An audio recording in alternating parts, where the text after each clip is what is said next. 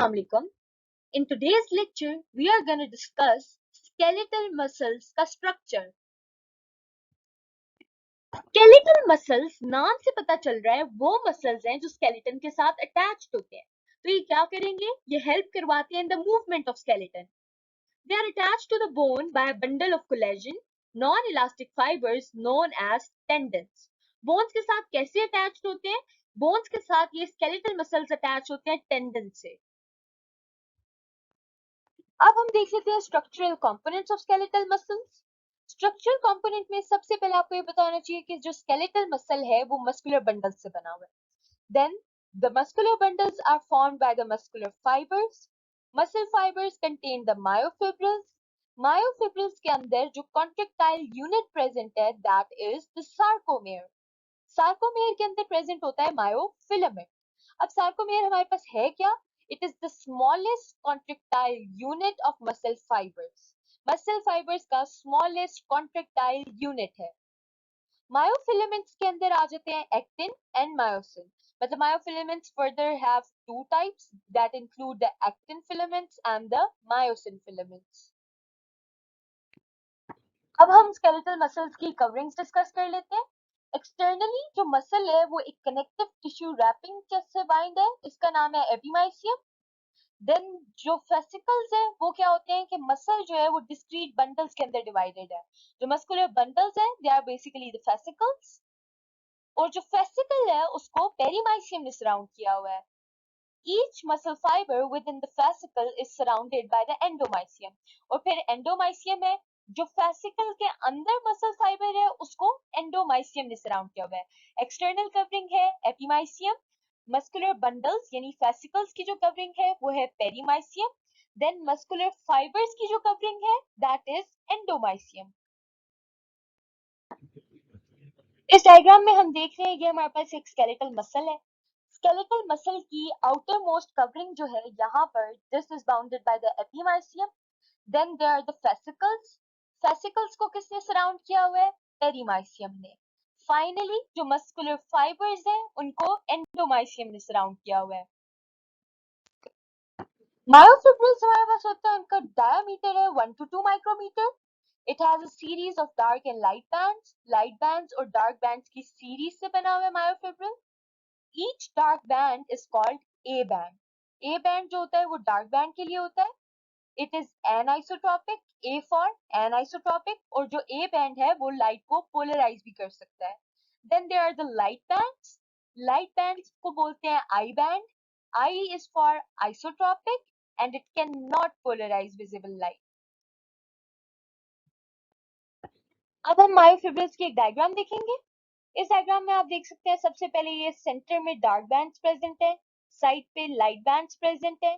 Dark bands को centre से जो लाइन बाइसेक्ट कर रही है this is the M line.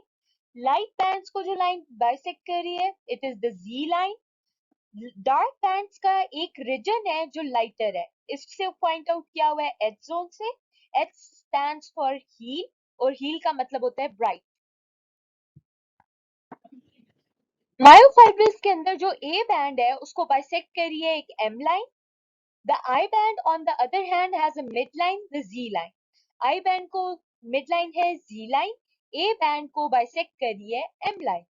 H zone is a mid section of A band that is brighter than the rest of the A band. एक region है A band का which is H zone, और ये rest of the A band से यानी जो dark band है उससे ब्राइटर है. A sarcomere is a region between two successive Z lines. दो Z lines के दरमियान जो region होता है that is sarcomere.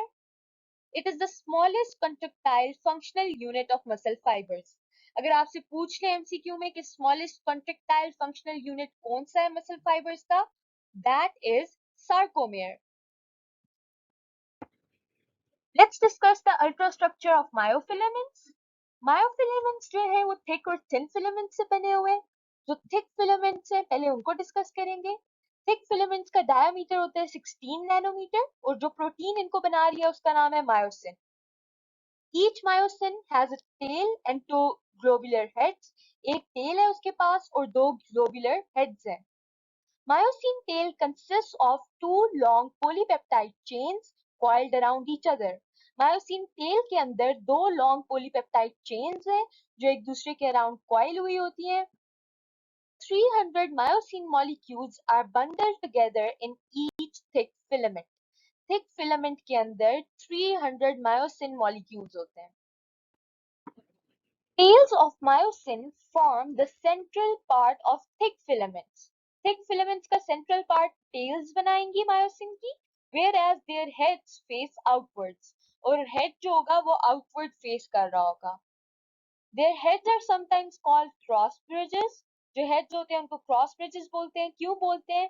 Because they link the thick and thin myofilaments together during contraction. Each myosin filament is surrounded by 6 actin filaments. 6 actin filaments ने एक myosin filament को surround किया होता है.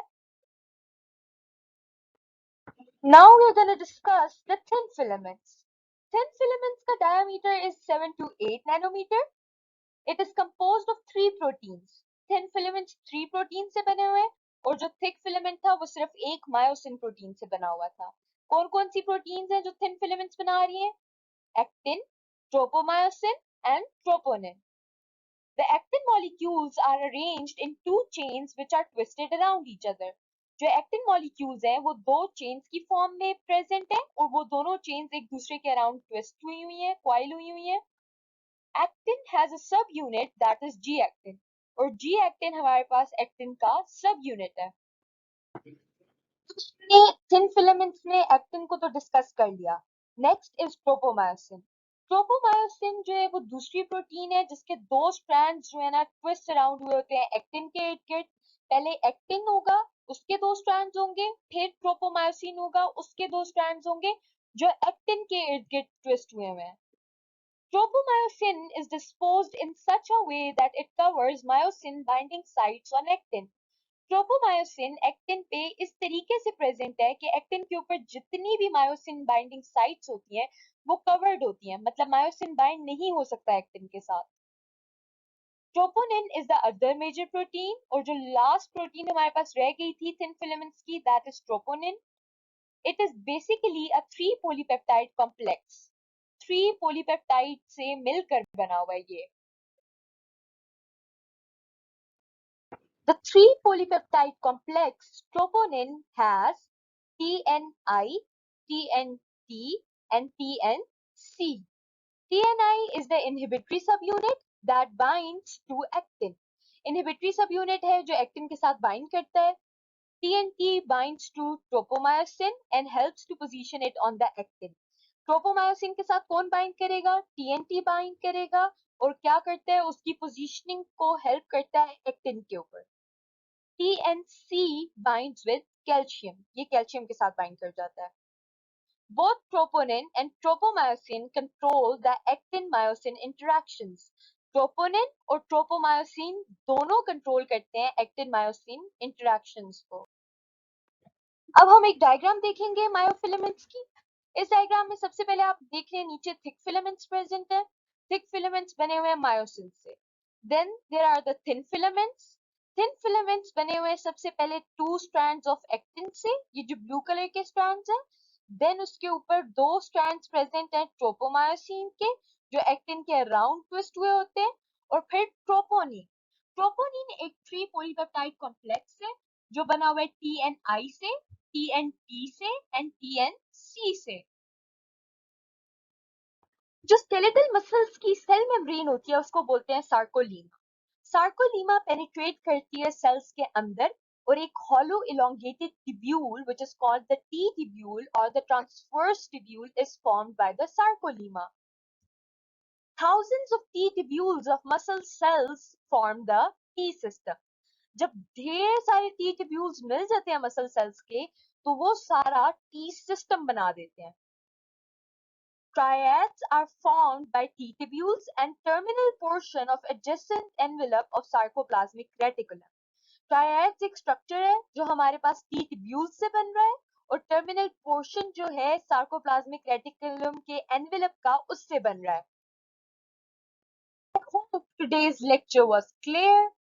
Thank you very much.